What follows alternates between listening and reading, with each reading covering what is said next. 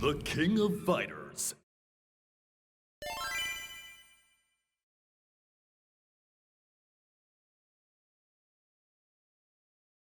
Select member. 極限を超えてみせる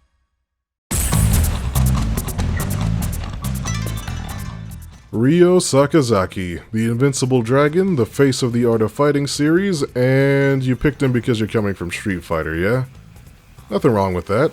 Best way to get accustomed to new territory is to find something you're familiar with within. The guy even has a one-letter name difference from Ryu, but if you want a Shoto, you actually want Robert. But since you're here, let's talk about Ryo.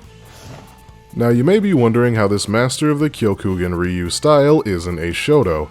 He's got all the makeup of one according to his move list. Well, two reasons.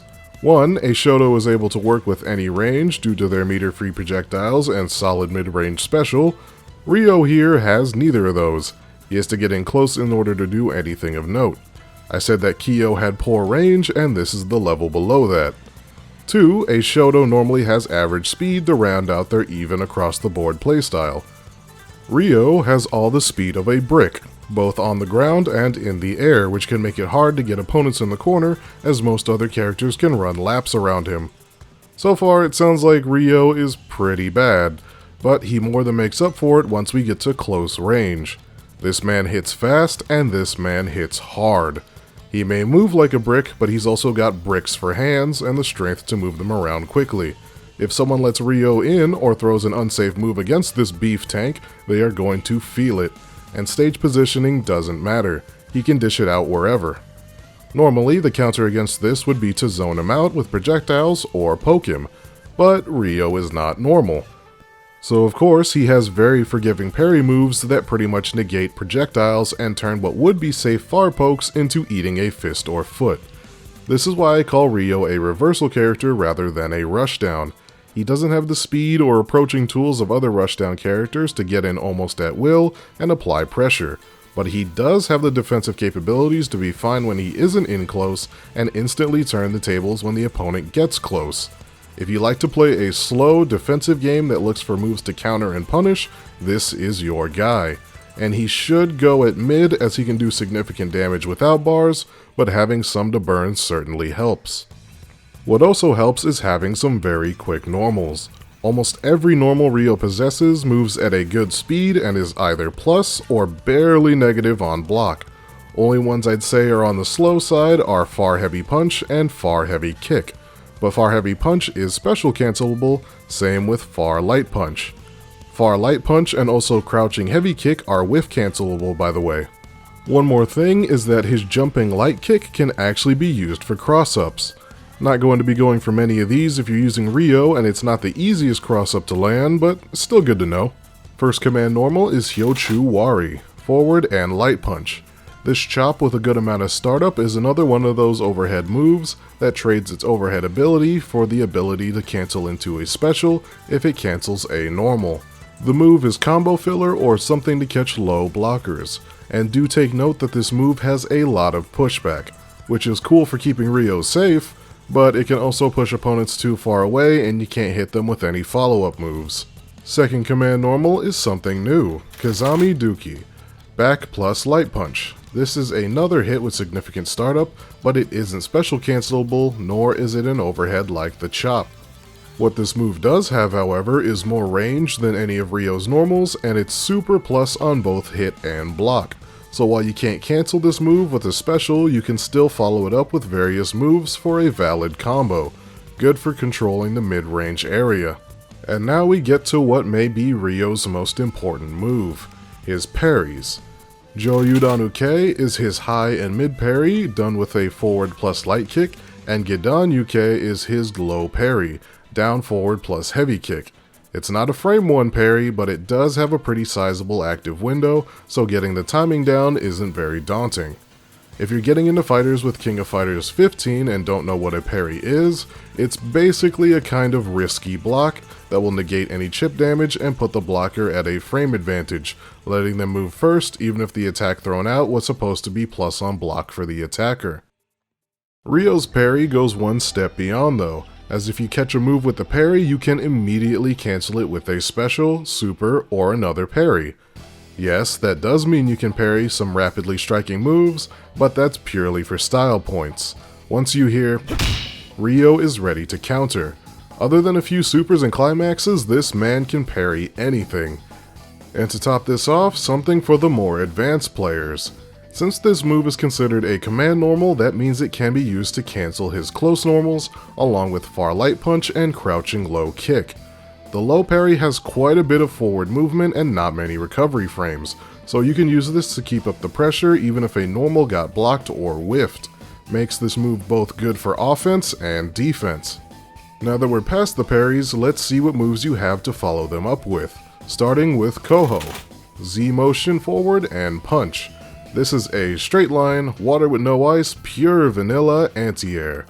It has quick startup, upper body invincibility on said startup, and the heavy and EX versions do more damage and gain more invincibility, but are extremely unsafe to compensate. Next is Ryo's projectile, Kohoken, quarter circle forward and punch. And if you listen closely, you can hear the sound of every player who wanted another Ryu going back to the character select. It has the properties of a KOF projectile, with it being super cancelable and being able to negate other projectiles, but it's better to think of this move as a combo ender or poke rather than a projectile. Light version is the fastest and safest, but has the worst range, and the heavy version has more range as it scoots Ryo forward a bit before he throws it out, but it's much more unsafe.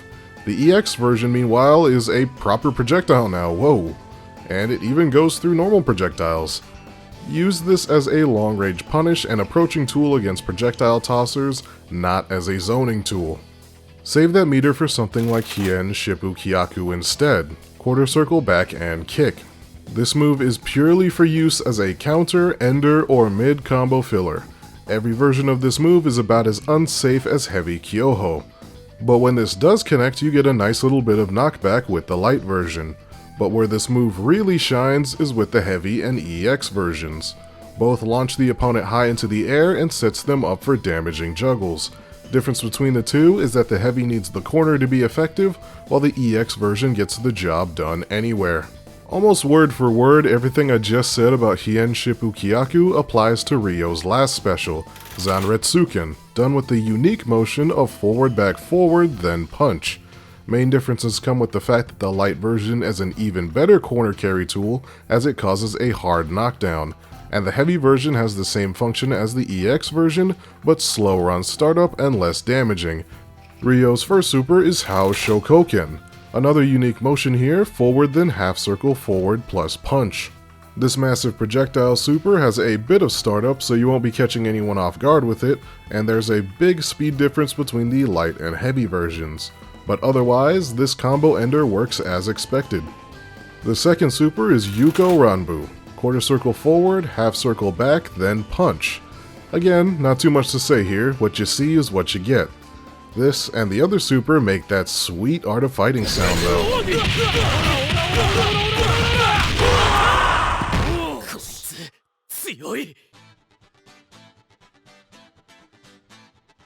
His lack of approaching tools and effective attack range may pressure you to try and recklessly get in close or back the opponent into a corner.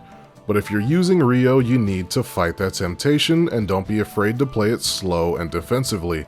His parries make most projectiles in the game a non-issue, so use that to shut down any attempts at zoning or poking and make the opponent either come to you or sit back, which is when you can make your careful approach, then keep the pressure up with his quick normals.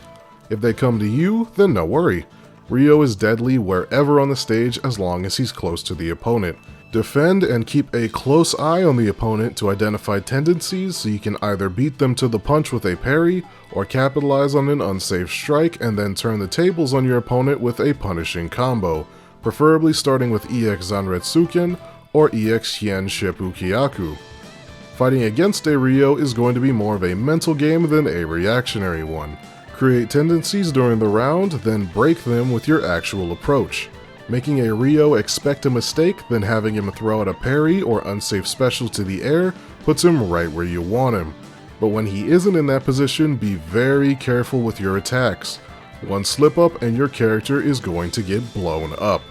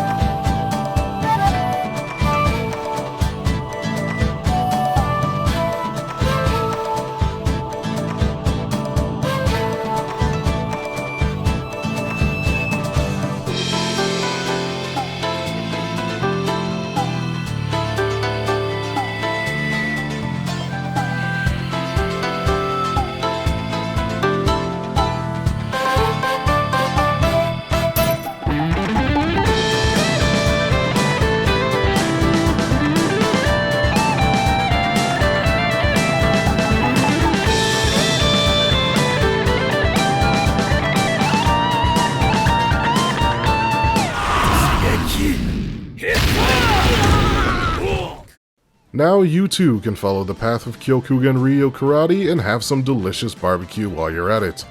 If you enjoyed this guide or found it helpful, then please like the video, subscribe to the channel, and please leave a comment below. See you guys tomorrow for the second step in learning the art of fighting.